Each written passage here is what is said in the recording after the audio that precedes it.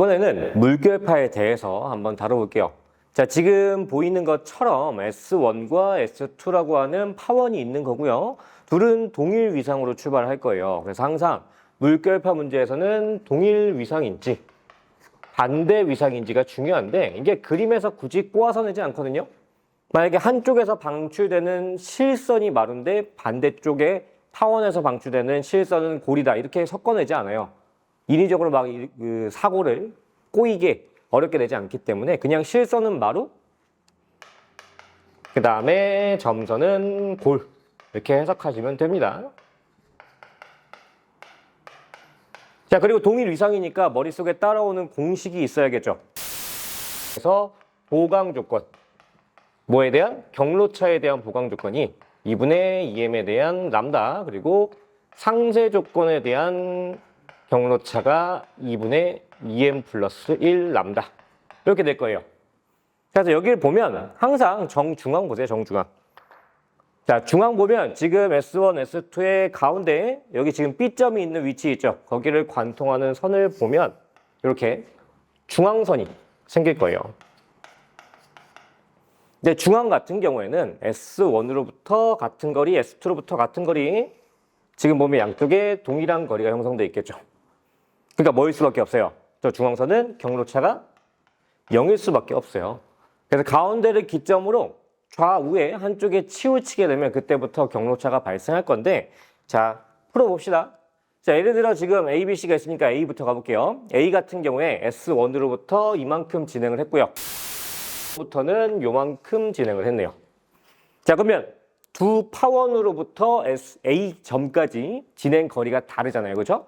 그래서 그 다른 거리를 얼만큼 차이 난지를 나와 있는 실선과 점선이 몇 칸 형성되어 있냐 가지고 판단을 할 거예요. 보시면 실선과 점선이 마루랑 골 사이 간격이니까 우리가 파동의 형태를 봤을 때 마루에서 골까지는 반파장이 되겠죠. 2분의 1람다.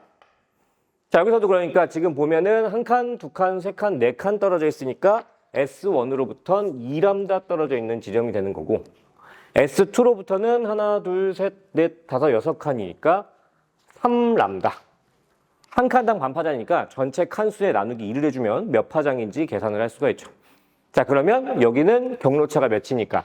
경로차가 람다니까 위에 있는 이 조건에 대해서 위에 보강 조건에 속하는, 구체적으로 하자면 점선끼리 만났으니까 골보강이 형성이 되겠죠.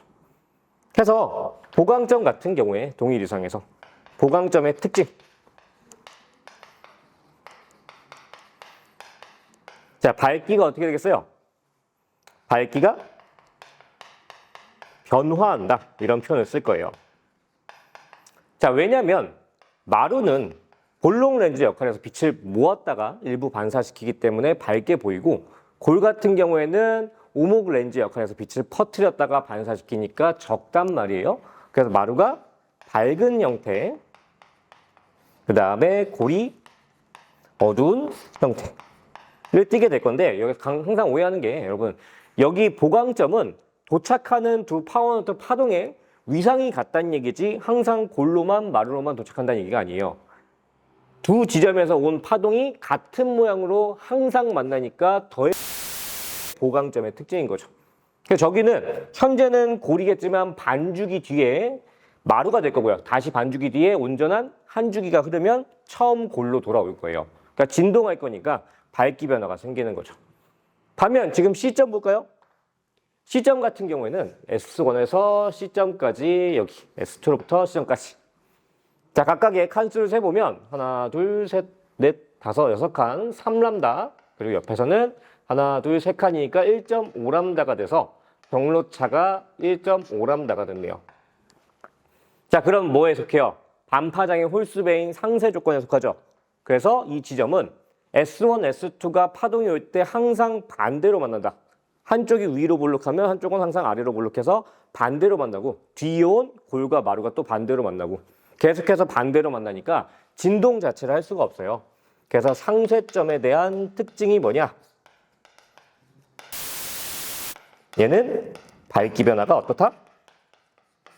없다. 왜? 진동을 안 하니까 볼록 렌즈, 오목 렌즈 같은 굴곡이, 수면의 굴곡이 안 만들어지죠. 그래서 밝기 변화가 없다 이렇게 설명을 할 수가 있어요. 그래서 경로차 세는 거 어렵지 않아요. 그냥 여러분들이 칸수 세서 두 길이를 빼주면 돼요. 여기서 어려울 수 있는 건 여기서 이제 마디선이라는 마디선의 개수. 얘를 좀 더 설명해서 풀어주자면 저 S1과 S2 사이에 두 파원 사이에 상쇄 조건이 몇 개 있냐 이걸 얘기하는 거거든요. 그래서 이거 푸는 법을 이제 설명을 해드릴게요. 자, 일단 S1과 S2라는 파원 사이의 간격이 있잖아요. 이 간격이 문제에서 이제 발생하는 파동의 파장으로 얼만큼 형성되어 있는지 파장 비율로 표현할 필요가 있어요. 그래서 지금 보면 3칸, 4칸, 5, 6칸이니까 이 사이는 3람다라는 간격으로 표현될 수가 있는 거죠. 뭐 문제에서 몇 센치 이렇게 표현되더라도 발생한 파동에 대해서 파장 가지고 표현하자면 3람다라고 되는 거예요. 그렇게 보이니까요, 지금. 자, 그래서 이거보다 작은 상쇄 조건을 셀 겁니다. 그래서 지금 3보다 작은 반파장의 홀수배는 2분의 1람다, 2분의 3람다, 2분의 5람다, 2.5까지 가능하겠죠. 자, 해서 3개가 있으니까요. 자, 잘 보셔야 돼요. 가운데가 경로차가 0인데 여기서부터 계속 한쪽으로 치우치다 보면 결국 두 지점에서 도달했을 때 길이차가 2분의 1파장인 지점이 생길 거고요. 점점 옆으로 이동하게 되면 2분의 3람다, 2분의 3이죠. 3람다, 5람다인 지점이 생길 거예요. 양쪽에서 진행했을 때 거리차에서 한쪽이 짧아지고 한쪽이 길어지니까 2분의 1을 지나고 2분의 3을 지나고 2분의 5를 지나고 최종적으로 3에 도달하게 되는 거죠. 3에 도달하면 그 자체가 지금 간격이니까 경로차가 3을 초과할 수는 없죠. 이 S1이라는 지점 자체가 경로차가 3이 되는 거니까. 자, 해서 이렇게 사이 간격을 파장으로 표현한 값보다 작은 상쇄 조건을 세면 그림에서 예시를 든 것처럼 왼쪽에만 3개의 지점에 상쇄점이 생겼잖아요. 그러면 반대 오른쪽에도 대칭형으로 2분의 1람다, 2분의 3람다, 2분의 5람다가 생길 거기 때문에 이 전체적인 조건 개수에 곱하기 2를 하면 마디선의 개수가 최종적으로 6개다. 지금 문제에서는.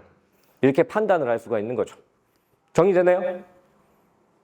간격에 대한 파장 크기를 표현하고 그보다 작은 상쇄 조건을 작은 것부터 순서대로 배치했을 때 몇 개, 그게 좌우 대칭으로 생기니까 곱하기 2배 하면 최종적인 마디선의 개수가 된다. 이렇게 표현할 수가 있어요.